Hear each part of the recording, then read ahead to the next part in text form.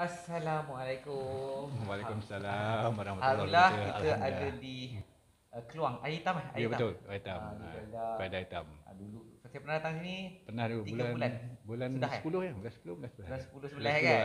betul. Okey, inilah rezeki hari ini kita jumpa balik dengan Ajiman kita, Jasman kita. Cancer survivor. Dia cancer yang kes unik tau, kes unik bukan kes lain. Cancer tulang tulang di bahagian rahang ni patah. Kalau bahagian-bahagian lain senang cerita je. Kes yang sangat unik sebab dia melibatkan pergerakan setiap hari kita nak makan. Dia patah macam mana kan? Okey, so fasa-fasa dia antaranya kita tengok melepasi kanser sel kanser tu macam mana, dan sekarang ni peringkat tulang. Apa yang peringkat tulang nak menyantum ni, ini cerita unik pasal kes lain berbeza daripada orang lain. Betul. Okey Haji, macam mana? Ya, alhamdulillah. Saya memang, kita pun tahu lah, semua orang tahu, bukan saya satu orang tahu, tapi boleh katakan satu kampung semua tahu. Bermula daripada Ogos saya sakit, yang itu Ogos saya sakit kanser. Lepas itu bulan 10 saya menjalani rawatan kemoterapi. Waktu itu daripada bulan 8 sampai ke bulan 10 saya cuba perubatan tradisional. Tak ada satu pun beri kesan yang baik. Memang Tak ada impact. Tak ada impact. Tak ada. Sebab apa? Bila dapat tahu, sebab bila sel kanser dah banyak dalam badan sama sekali, ubat-ubat tradisional tak mampu nak lawan. Jadi saya terpaksa putuskan masa itu, yang pertama saya terpaksa ambil kemoterapi. Dan masa itu dah tahap 4. Stage 4. Dan waktu hari pertama, doktor bagi tahu saya satu aja. 2 bulan punya tempoh. Kan? Kalau kemoterapi pun cuma 50-50. Ya. 50-50. Jadi selebihnya doktor tak mau cakap apa, buat sajalah. Itu aja. Memang kita dah tahu dah jawapan. Jadi itu prosedur dah tahu dah jawapan dia semua sekali. Apa yang saya buat selepas saya menjalankan kemo yang pertama dulu, memang badan saya lemah, letih. Tapi alhamdulillah lepas kemo pertama, lebih kurang dalam 1 minggu saya kenal dengan sahabat kita ni, Dr. Adib. Dia datang rumah saya tu, dia beri semangat itu. Kemudian apa yang saya belajar dekat sini, saya nak kongsikan dengan semua orang. Dia semua orang tahu betapa survival saya dari situ dan macam mana saya mula nak melawan benda ni. Yang pertama tu dulu saya belajar adalah tauhid. Tauhid yang pertama. Kemudian gambaran tu dibetulkan balik semua penyakit. Dia lepas bergambar tu baru kuasa macam syok datangnya kekuatan. Datangnya kekuatan. Gambar belakang ni kita panggil ditukar balik. Sebelum ni kita kalau sakit yang kita tahu, kita akan mati. Betul. Itu je. Dan kanser selama ni dapat tahu, kanser ujung dia mati. Lain tak ada. Jadi itu apa yang tersimpan kan? Yang tersimpan. Tapi dekat situ saya menjalani rawatan terapi. Dekat situ dalam terapi sebenarnya terapinya simple je. Tapi saya nak ceritakan dekat sini bukanlah sebenarnya terapi itu yang simple. Tapi ada sebalik yang besar dekat belakang terapi. Itu yang saya belajar dekat situ. Yang pertama, kita kena balikkan diri kita kepada Allah Subhanahu Wa Taala. Tak ada yang lain dah. Tak ada yang lain dah. Kita tahu dekat sini setiap penyakit ada obatnya. Dan setiap obat tu ada penawarnya. Dan penyembuhnya siapa? Tak ada lain, tetap Allah juga. Titiknya di situ. Jadi kita tak boleh ke mana pun sebenarnya kita pusing, kita serah diri pada diri semua sekali. Sebenarnya saya nak bagi tahu dekat sini apa yang saya dapat penyakit pada hari itu, saya bermula tukarkan penyakit diri saya menjadi satu nikmat. Alhamdulillah, itulah paling syok. Saya tukarkan segala sakit jadi satu nikmat sehingga badan saya tak merasa sakit sedikit pun tak ada. Mana lepas kita jumpa itu hari dah rasa seronok sebenarnya. Saya dah rasa seronok. Saya dapat tukarkan semua sekali penyakit tu jadi satu nikmat sebenarnya. Itulah paling syok sekali. Itu paling sedap sekali. Kemudian saya amalkan seperti biasa yang diajarkan saya, cuma santan. Santan kelapa yang santan banyak. Santan je ya. Bukan suruh cari ubat mahal-mahal, tak ada. Ubatnya free aja, banyak pun bersepah kering. Dan kita pun hari-hari itu guna santan kelapa. Dengan air kelapa itu juga saya amalkan pagi, petang, pagi, petang, pagi, petang. Sehinggalah kemo kali ketiga saya disahkan oleh doktor, sebenarnya saya dah clear. Alhamdulillah. Saya dah clear, tapi disebabkan prosedur sebab kanser saya ni kanser limfoma dan juga darah, kemudian dah pun makan tulang saya sampai patah. Dan benda ni tak berlaku, jarang berlaku. 1001 kes. Unik, cukup unik. Jadi cuma prosedur untuk betulkan ni balik juga. Jadi kemo, apa yang saya dapat tahu masa tu pesan doktor satulah, apa sebenarnya doktor tanya saya apa saya makan dekat situ. Tanya doktor tanya sebenarnya apa saya makan, sebab jarang berlaku kes macam saya dah masa kemo kali ketiga dah clear ni. Jarang berlaku. Dan sebenarnya yang kedua pun doktor dah nampak perubahan darah saya tu drastik lebih baik. Dah tambah banyak saya darah merah tu. Terlalu jauh banyak. Sehingga kan saya makan ubat cuma 4 hari je. Itu pun saya makan ubat doktor bagi tu. Ya, sebab lepas kemo kan dia Ah. akan ada healing crisis, Betul. panas Ah. badan. Okey. Jadi yang saya makan sebenarnya ubat adalah ubat lawyer je. Yang lain semua ada saya tak untuk makan. untuk rasa royal Ah, semua itu je 4 hari. Itu je. Lain semua saya tak makan. Okey. Alhamdulillah. Kemudian apa yang saya buat dekat sini adalah melawan kanser. Ini kita nak kongsikan pada semua orang semua sekali. Penting dekat sini. Betul-betul. Sebab penyakit ni sebenarnya datang daripada otak kita sendiri. Kita yang sebenarnya yang memproses kedudukan penyakit kita. Ya. Kalau kita sendiri proses kita sakit, otak kita set kita sakit, maka sakitlah kita terus. Tapi kalau kita boleh bangkit dekat situ melawan, kata orang kalau apa Macam mana nak kembalikan titik tu. kembalikan titik. Apa yang saya lakukan dekat sini, selepas kemo besok pagi saya akan bangun, saya akan pergi ke kebun tebu. Saya akan tak ada kalah dengan penyakit tu tak ada kalah dengan sakit sebab saya gantikan penyakit saya dengan nikmat. Nikmat. Saya Sakit gantikan. tu sedap. Sakit tu sedap, jadi nikmat. Bagi tahu. Itu kita kena kongsi sebab benda ni perlu. Sebab apa kalau kita dekat sini Terus terus tidur, benda tu kita akan berubah. Akan tak jadi kena lebih matahari, tak beradah macam Nabi kita macam tak cukup. Okey. Jadi apa saya Tak perlu jaga buat? makan, down lagi. Betul, dia akan down keluarkan lagi. hormon stres lagi. Tak guna down ni pada dia saya akan tak menambah datangkan. cepatkan lagi saya Betul. merebak. Jadi dekat situ apa yang saya buat pagi lepas subuh saya biasa dah buat persiapan untuk pergi ke kebun tebu. Padahal kebun tebu bukan tak ada pekerja, ada.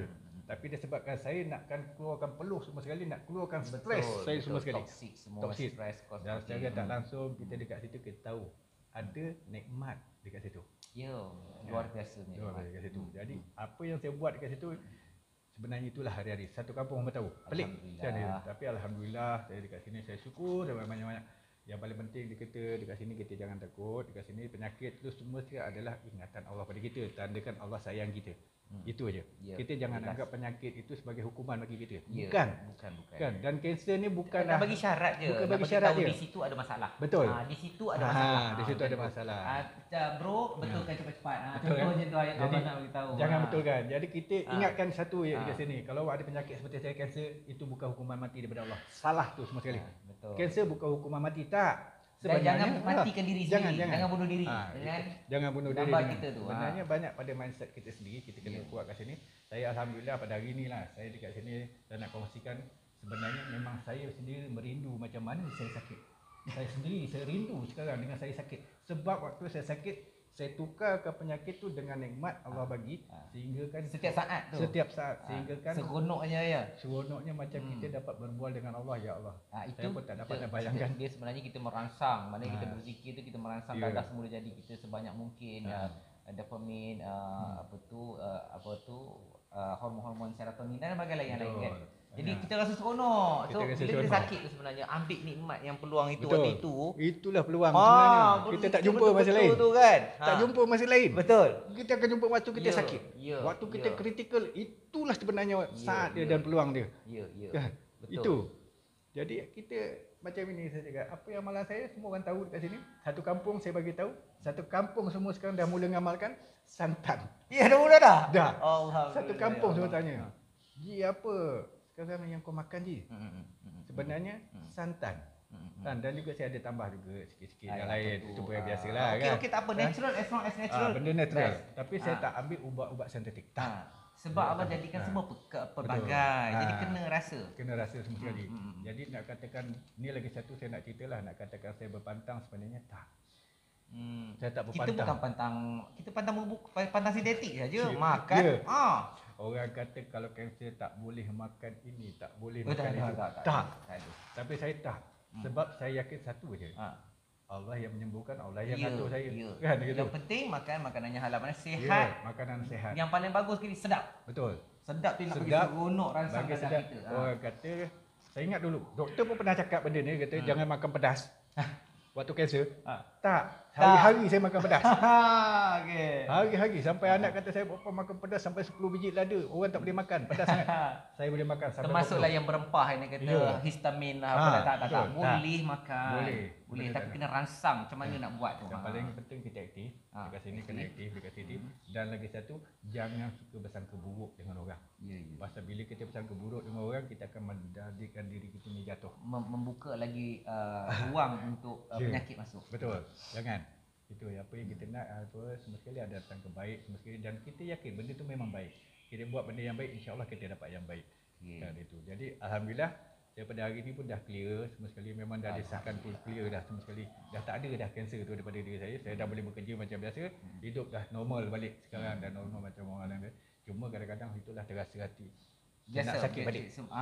Saya terasa Tapi nak kita sakit tukar kepada yang saya kata tu ya, kan, betul. rawat fizikal dah selesai, sekarang ni tinggal rawat sifat Ya, rasa. sifat rasa nak betulkan balik. Kita pergi pada kita pergi nanti kita pergi pada peringkat yang lain kita panggil electromagnetic brainwave kita ni, kita pergi pada alpha, theta, beta tu kan, sampai kita rasa macam setiap masa ya sebenarnya kita berzikir kepada Allah. Setiap masa kita melihat alam, kita buka je mata, tidur pun kita, maknanya ini contohnya ya. Jantung boleh bergerak sendiri kan? Maka zikir pun boleh bergerak sendiri. Okey, di mana, macam mana cara itu kita belajar pelan-pelan. Okey. Sebab tu kalau tengok baju kan, betul. Haha, I'm the boss. Sebab kita yang nakkan diri kita sebenarnya. Kan? Kita sebenarnya. Kalau kita tahu sekarang ni, kita di balik kita, belakang kita ada satu kekuatan iaitu Allah. Apa pun tak ada kepada kita, pada Allah semua sekali. Jadi, dekat sini, bagi yang kena penyakit kritikal, jangan risau, lawan, jangan down. Gunakan kita punya tauhid kita, gambaran semua kita betulkan balik semua sekali. Jangan ambil daya-daya yang bukan-bukan. Fahaman bukan-bukan. Betul, jangan fahaman yang bukan-bukan. Janganlah benda yang bukan-bukan yang kita pelik-pelik semua sekali, tak. Cuma kembalikan diri kita pada ikut Allah. Quran, ikut Quran, akhlak Nabi, itu saja. Kan, jadi tak perlulah kita risau di sini. Kalau dari segi pemakanan, santan jangan lupa. Hari-hari itu amalan saya daripada awal saya kenal sampailah pada hari ini, itu amalan saya sampai saya ada pembekal. khas. Hantar hari-hari kelapa kat saya. Hari-hari. Sebab situ bukan saya seorang saya. Isteri saya pun dah berubah banyak kan. Anak saya, sebelum tu anak saya tak kuat tangan dia. Sekarang ni dah boleh tolong pegang cangkul lah. Kalau nak tahan tubuh pun dah boleh. Sikit kita cakap benda jelas ya. Bila start dia jaga perut dia, siap jaga perut dengan baik. Bayangkan ya, awak kata jelas ya. Kerana perut ya akan memudahkan ibadah kita yang lain. Dan kerana perut juga ya, Nabi Adam ya terkeluar, mana makan terkeluar daripada syurga yang Allah katakan. Dan yang paling dahsyat ya, kita nampak fizikal saja, tapi sifat terkeluar pada syurga dan terdedahnya aurat. Maknanya terbukanya aurat. Maknanya tiada malu ya. Maknanya sifat.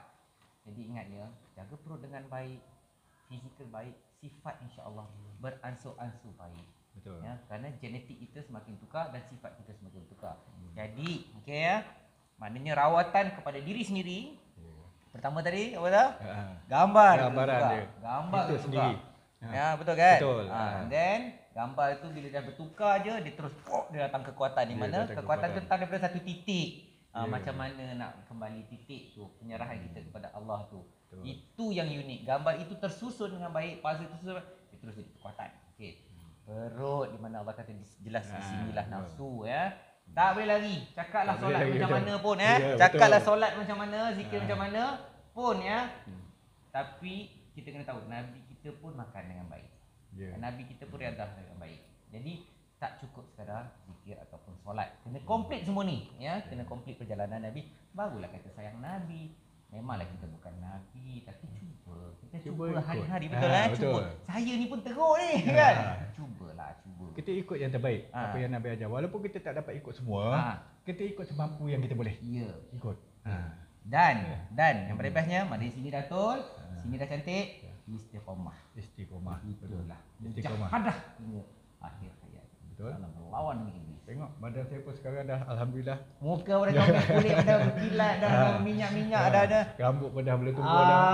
Ini boleh lepas potong ni. Nak ratakan balik. Tapi alhamdulillah sebelum ni memang tak ada dah. Kalau tengok gambar yang lepas memang clear. Muka pun dah merah tau. Kulit pun dah merah kan, dah merah semua dah. Tengok tangan.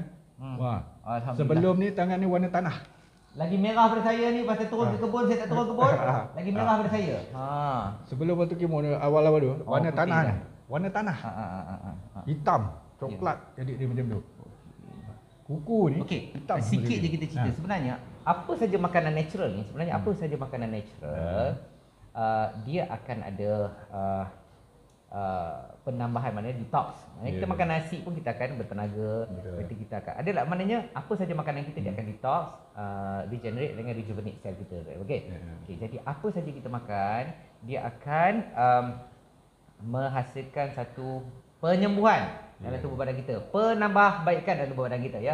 Jadi kalau kita makan nasi kita kembung perut, kita makan minum teh kita kembung perut, sebenarnya badan kita sedang menggantikan sel baru, sedang pulihkan sini. So itu adalah healing crisis. Itu sebenarnya healing crisis dalam tubuh badan kita. Orang tak boleh makan ni kembung. Kan? Biasa kan? Ya, benar tengok kan. Pasal dia makan benda natural, dia kembung. Kenapa macam tu? Sebenarnya itu adalah proses pemulihan tubuh. Ya, betul. Sebelum tu dia ada isu dalam badan. Jadi, kalau makan benda natural ni, dia tidak ada side effect. Dia akan ada healing crisis. Maknanya proses penyembuhan dalam tubuh dia kuat sangat ataupun maintain. That's why kita makan benda-benda natural ni, dia ada ratio. Faham ratio tu macam mana? Bukan dengan kuku kira-kira, tak nak. Kita makan, kita rasa, okey tak stabil tak badan aku. Bila kita makan, esoknya kita tengok, kuat tak sikit diri aku. So itulah rasa yang Allah pergi kata pada rasa kenal, insya-Allah nak kenal Allah kena kenal diri dulu. Ya, betul. Kan insya-Allah kita menghampiri kan, nak cakap dekat dengan Allah tu malu. Kan malu nak mengaku beriman sebab belum diuji ya. Kan jadi malu ya, saya cukup malu mengaku. Jadi itulah dia formula-formula dia insya-Allah. Dan kita katakan contoh macam kita ni, kita tidak pernah menolak perubatan moden Islam ya. Contoh-contohnya macam kes orang ada isu dialisis pinggang. Kita tidak kata berhenti dialisis, tak boleh. Saya cakap terang-terang. Dialisis teruskan ya. Makan tu istiqamah macam tadi kita tu, dia perlu berbetulkan sampai sel tubuh dia mitosis, dia akan menghasilkan sel baru dan dia rawat dan sihat.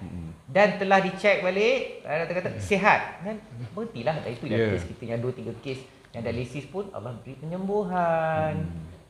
Jadi itulah dia. Maknanya kita ni perlu kita ni orang ingat kita perubatan tradisional kuno. Tak, sebenarnya kita adalah perubatan moden tetapi saintifik saintifik kepada akhlak Nabi, saintifik kepada Quran. Itu sebenarnya kita buat penjelasan. Jadi penting kalau macam kata dialisis dia perlu tak. Dan darah kita kalau macam emergency case contohnya dia dah bloated sangat takkan nak tunggu juga. Perlu bypasskan darah yang dalam tu, perlu di bypasskan. Perlu ada surgery juga Jadi emergency mesti kena ada rawatan emergency. Jadi pergabungan saintifik ni setiap hari kita bertambahbaikkan. Itu yang penting. Betul. Maknanya akhlak Nabi tu, Quran tu adalah saintifik ya. Jika kita tidak jumpa penyakit tu macam mana nak selesai, kita tengok balik Quran dan hadis. Kat mana? Baru kita boleh upgrade. Ya. Jadi percaya, apa nak cakap lagi? Betul. Ada satu lagi. Jangan lupa. Ada satu lagi. Garam. Jangan lupa. Ini jangan takut, garam bukan punca kebadan darah tinggi ya. Itu jangan lupa. Itu banyak hasil. Pasal apa? Lawyer makan garam hilang lawyer. Betul. Pening ke, nak letik lesu ke apa ke, garam dia neutralize. Yang saya cerita banyaklah. Biasanya ada lagi kesan orang kemo. Selain daripada kesan-kesan badan kita terasa panas, gugus, mesti kita ada mudah rasa krem. Ya, tentu. Cara nak hilangkan dia senang, garam. Okey, sebab contohnya bila badan kita kemo akan ada sel ataupun tisu yang mati dan badan kita sedang generate new cell sel yang mati dan sebagainya. Jadi bila generate mana healing crisis, badan kita akan panas. Panas ya, betul Betul. Panas tu bermaksud dia pakai garam yang lebih, dia panggil electrolyte. Garam yang lebih. Bila kita makan garam, so garam ini akan tingkatkan electrolyte balik sebab dia pakai banyak panas. Jadi formula bila kita ada dalam keadaan healing crisis ataupun dalam keadaan demam dan keadaan kita lebihkan je garam. Apa takut sebab apa? Selesai masalah. Electrolyte, lepas tu dia neutralizer di neutralizer, lepas tu dia nutrient punya dengan nutrient, and then dia detox agent. Jangan takut dengan garam sebab apa? Garam berlebihan dan sebagainya, badan kita akan cuba keluarkan dia melalui berak kencing belukar dan sebagainya, termasuk keluarkan dengan toksit sekali. Yang dahsyatnya kalau tak cukup garam. Kalau tak cukup garam apa jadi? Garam kalau berlebihan dia tidak akan jadi dia tidak merosakkan kita punya bawah pinggang cuma kita akan isyarat kita akan dapat, kita akan rasa lebih sangat. Minum jair. Tetapi dia tidak merosakkan. Yang rosak badan kita bila kita tak cukup garam. Sebab apa? Fungsi sel kita tidak berhubung. Electricity kita dia panggil fatigue, dia tidak berhubung dengan baik. Ada sesuatu fungsi organ yang berhenti, fatigue. Contoh, tak boleh berak di hospital, bagi garam, dia boleh berak. Contoh ya. Ya, Jika betul. sampai tak boleh berak, ya, sembelit tu bermaksud ya badan kita nakkan garam untuk keluarkan toksik ya. Bila tidak cukup garam, dia jadi sembelit. Ya. Dia akan ambil garam yang daripada tulang dan otot, so akan jadi kecut. Badan akan jadi Betul. kecut. Yang lagi dahsyat apa tahu? Bila tulang kita juga telah tidak cukup nutrien, garam mineral ni, ya, penghasilan sel darah kurang sangat-sangat. Jadi akan menyebabkan darah kita kurang, datanglah penyakit yang lain-lain. Betul. Garam ini sangat. Garam penting. Macam-macam boleh mengubah. Kan? Ya, betul. Saya memang jadikan satu amalan. Santan garam tu penting. Pasal apa tu, bila kita rasa sakit kita makan garam, hilang. Ya. Saya bawa ni 3 hari lepas saya keracunan makanan. Saya seketul garam tu, kemau. Alhamdulillah. Hilang kan? Alhamdulillah ya. Tapi memang luar biasa lah. Dia neutralize saya si. Dia neutralize. Okey? Jadi mudah-mudahan lah siapa yang dengar ni semua sekali kuat dekat sini. Jangan salah semua sekali, jangan salah faham dengan segala ubat semua sekali. Tak, kita cuma kurangkan tapi ambil yang neutral. Itu penting. Itu Dan yang yang paling penting balikkan kepada yang satu. Itu aja. Itu aja. Jadi itu aja yang saya nak sampaikan. Alhamdulillah. Mudah-mudahan kita Tahniah apa-apa pun, tahniah. Terima kasih. Tahniah. Okey, terus istiqamah. InsyaAllah. Mujahadah ke jalan Allah. InsyaAllah. InsyaAllah. InsyaAllah. Amin.